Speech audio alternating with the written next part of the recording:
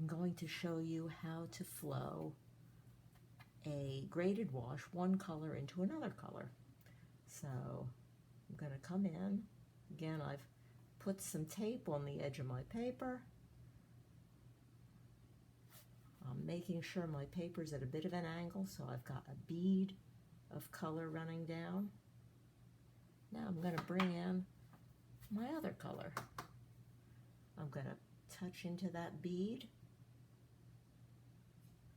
rinse, knock off the excess, load up, touch into that bead, dip back in, touch into that bead. So I've got a nice transition.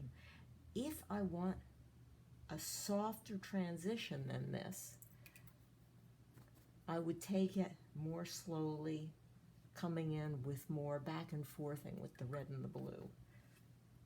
Oh, I can hear you say, what do you mean more back and forthing with the red and the blue? Okay, so you call me, let me try that. So I'm coming in again with some more blue. It may back run up there because I just hit it with a whole lot of water. So let me do that on an angle. Let gravity help you, okay? You really need to be aware of what's going on with the gravity in this. Okay, so I'm going to blot that, but I'm going to dip back into the red. Okay, let me come in again here, dip back into the red.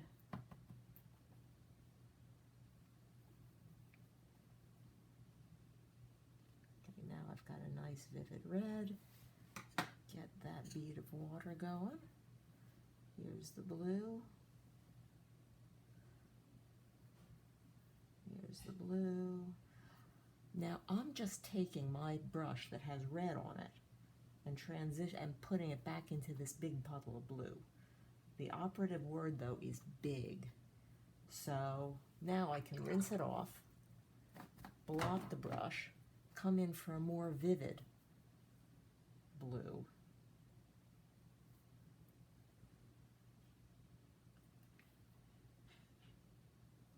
Whee!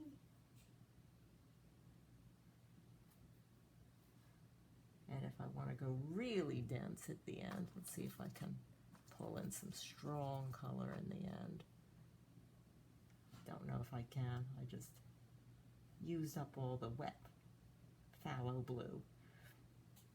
So this way I can go back and forth and back and forth, and I can transition.